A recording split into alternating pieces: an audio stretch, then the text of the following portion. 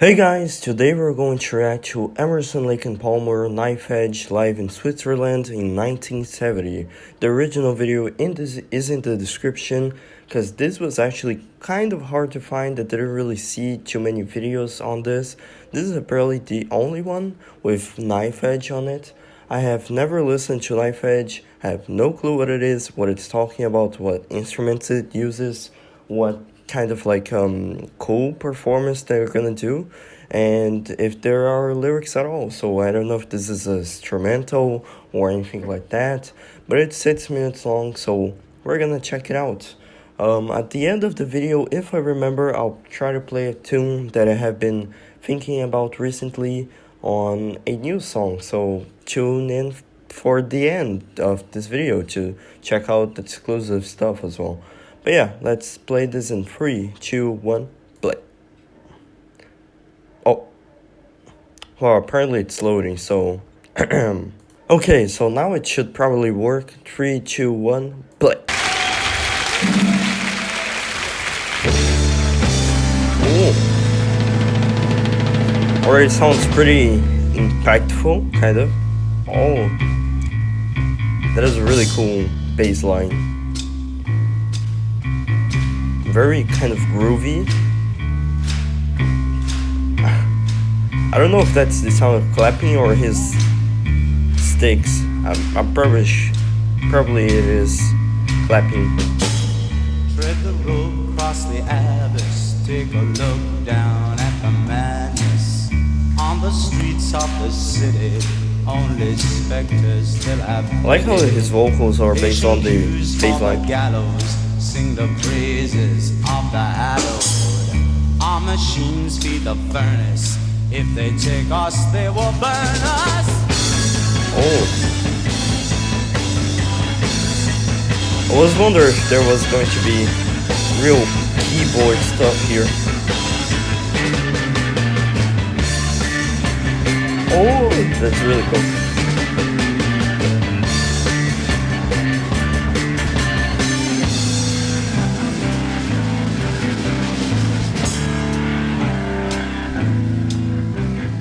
I think this is from the beginning of their career, right? Like after Greg left Kingcrimson. By the way, we did a video on that, so you can find it on the channel. Tread the road, cross the abyss, take a look down at the madness. On the streets of the city, only specters still had pity. Patient cues for the gallows, sing the praises of the hallowed. Our machines feed the furnace. If they take us, they will burn us. Oh.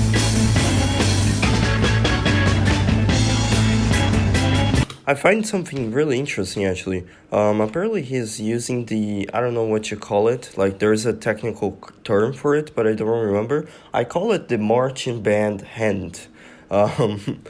Pretty much he has, I think it's his left hand like this or whatever. I'm not a drummer, so I can't really say. My girlfriend is, so maybe I'll call her later to see if she actually knows what the actual technical term for it is. But he's using on his left hand called Palmer. Let me see if I can find it again. Here. Oh, this is quite blurry, but there it is. His, I think it's his left hand, yeah. By the way, is he a lefty or a righty? I'm not really sure. Tell me in the comments. I don't know why that is important. I don't know. I'm somebody who can only write with this hand, so, you know, I don't know what that means. Maybe nature decided that I'm special. But yeah, it's pretty cool. And it's quite interesting to look at it because another person that also has this thing as well is Neil Peart from the band Rush. And he's a really good drummer, so I'm assuming that it must be like a popular thing between really good drummers like Carl, for example, or Neil Peart as well. So yeah, let's continue. By the way, we're gonna do the lyrics analysis by the end of the video, so don't you worry. I will dissect and really see what else is in the song as well. Not just going to be one of those reactors who's like, okay, bye-bye and gone, you know, in like 8 minutes. We really do dissect everything out here. So if you're new on the channel, you can find Genesis, Yes, Emerson, Lake and Palmer, Jethro, Tull, all kinds of prog rock, and you can even comment down below another band that I haven't done yet and that I should probably like in the future. But yeah, let's continue.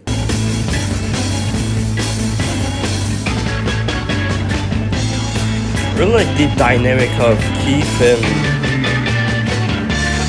Carl on the drummer.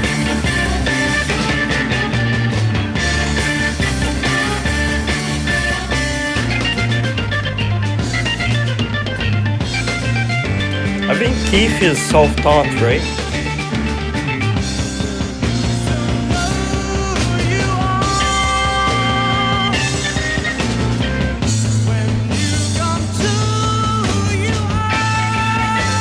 I think this is probably the bridge, right?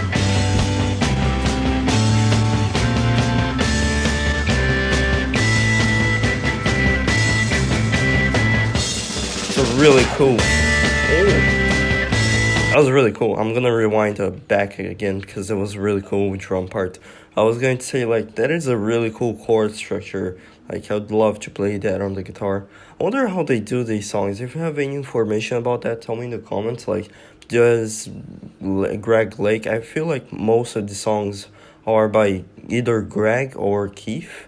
So I wonder if they play on the on the piano or on the acoustic guitar, because that's pretty cool, you know, pretty nice, kind of country, kind of like groovy chords as well. So yeah,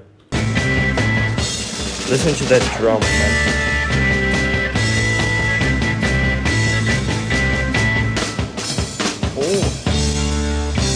Oh, you just gotta rewind that one.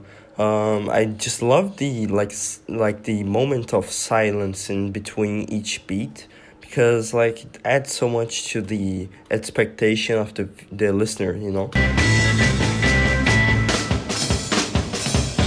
It's really good, man.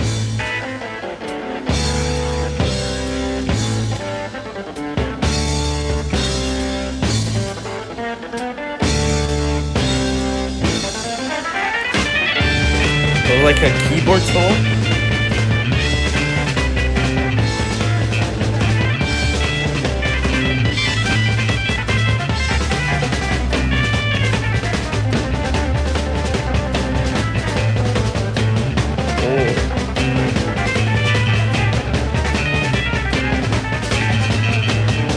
Oh, listen to those bass licks, man. Those sound really good.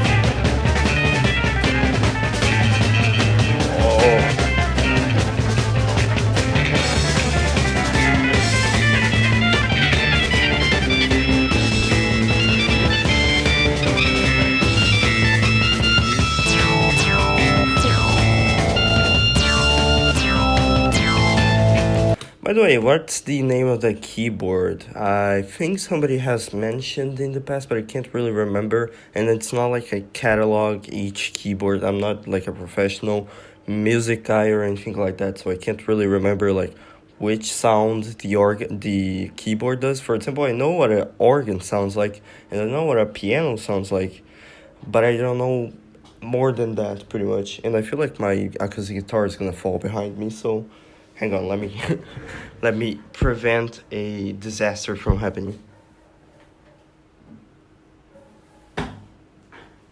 Pretty much my acoustic guitar was like falling, so I had to intervene. But yeah, let's continue.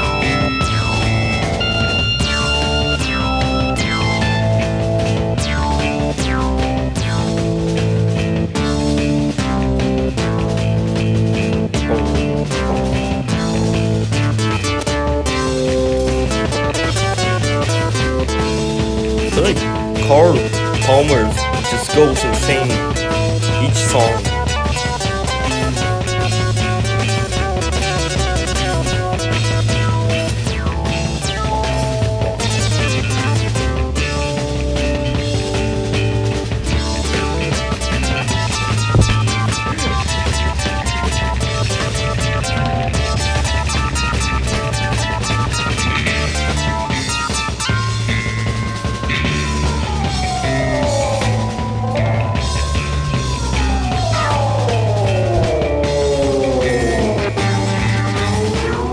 By the way, I'm this may be a coincidence. This may be actual like the reason why.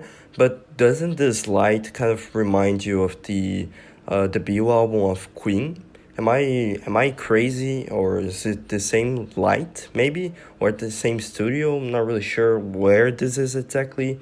I mean, I can't really hear any of the crowd, which most of you probably like a lot. The fact that there is no crowd just whistling and screaming at the recording. But this does remind me of the cover of the debut album of Queen, and it looks pretty cool. It makes like for a really cool lighting for the show.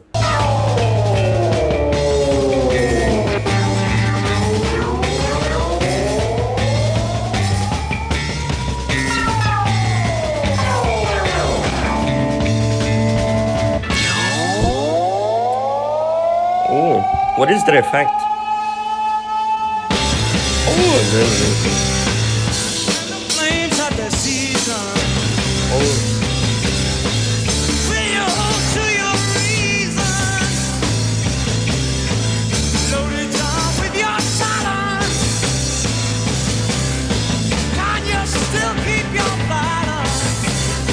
Greg looks such a good vocalist.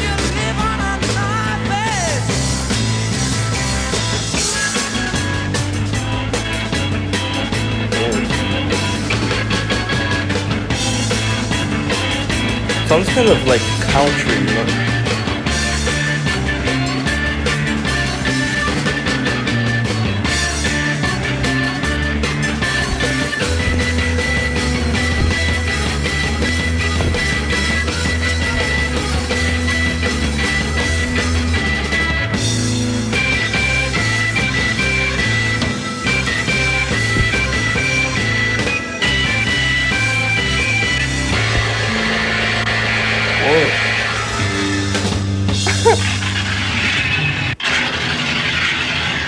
What is he doing?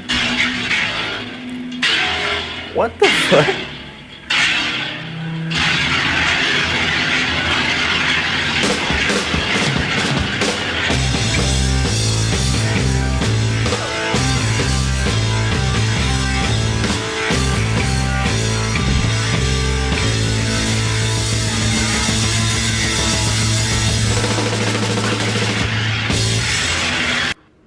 Okay, so I think that's the end of Knife Edge. That was a really cool ride, and whew. By the way, that was a really cool jump. Like let's be honest, look at this jump. I'm more impressed by that than the fact that he actually played the keys like backwards. I feel like that's probably also a little, a little impressive. I mean, it's probably mirrored in his perspective, so that is really cool either way. And by the way, what is he doing under the piano? Because I don't know myself. I have not seen the insides of a piano. I have seen the organs of a piano. So, I wonder what he's doing. Maybe he's like adjusting the pitch of the piano. I don't know. You guys can tell me in the comments, but that was a really cool jump. Let's rewind a little bit back. And apparently he just by the way, tell me in the comments. I already said like 4 times, but tell me in the comments if Emerson, Lake and Palmer, the band, also had the like rock and roll effect of like drugs, sets and rock and roll, pretty much. Like if they had that kind of lifestyle, if they were like free of that style, or tell me in the comments how they behaved off the stage, I guess. If they got into the crazy world of like psychedelics or anything like that to make the songs. I don't know. I feel like Keith is from the Nice. I heard about that. Cole Palmer was probably the drummer of Atomic Rooster, and Greg is probably the most famous one from King Crimson. So yeah, and he still maintained his voice even through Emerson, Lake and Palmer. It's still really good. Let's rewind a little bit back and see this moment that he jumps and kind of like does this like whole explosion on the keyboard.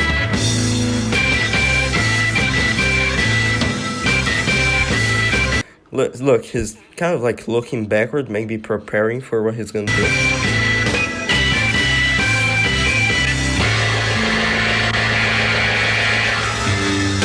Now that is a cool jump. But then he jumps back, goes to the back of the piano, and then plays it backwards, I think. Then he does this little weird alien sounds. Maybe he's tuning the piano. I don't know. I have no clue. But yeah.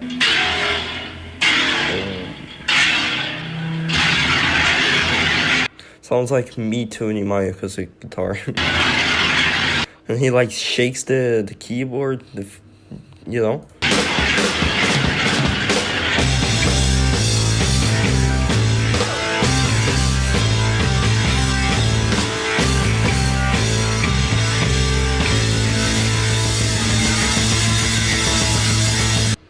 Then he does like a little tremolo thing, I guess. And that's it. That is the knife edge. So now let's look at the lyrics and try to analyze what he's talking about, because I couldn't really understand any word. I was just listening to like sounds instead of like words, you know.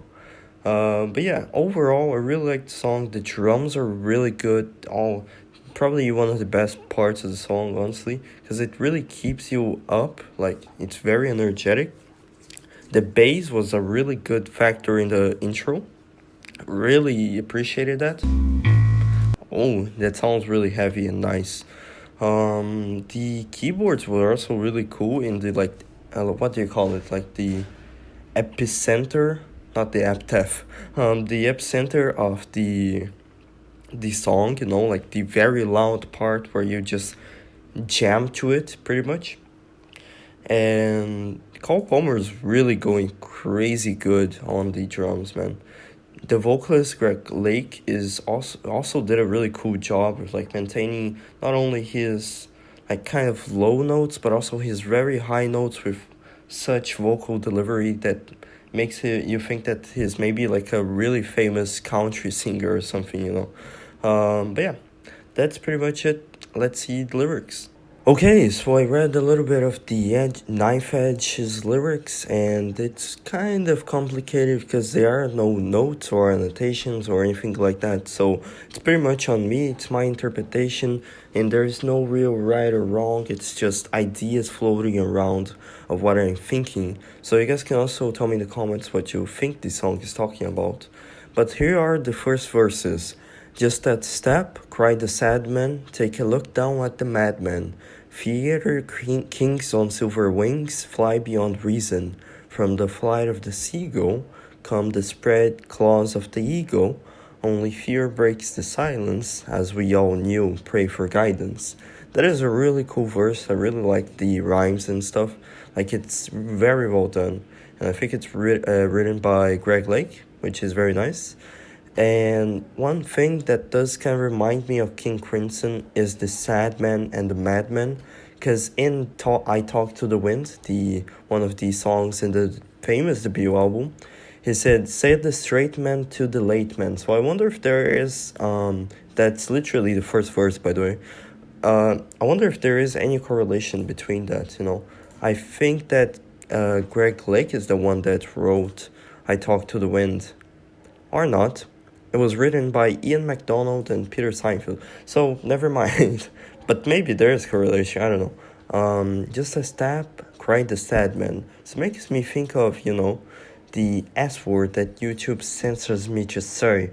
Pretty much somebody who's on top of a building and just one step away from death. Because he's the sad man, somebody who is thinking about that, you know. Cried the sad man.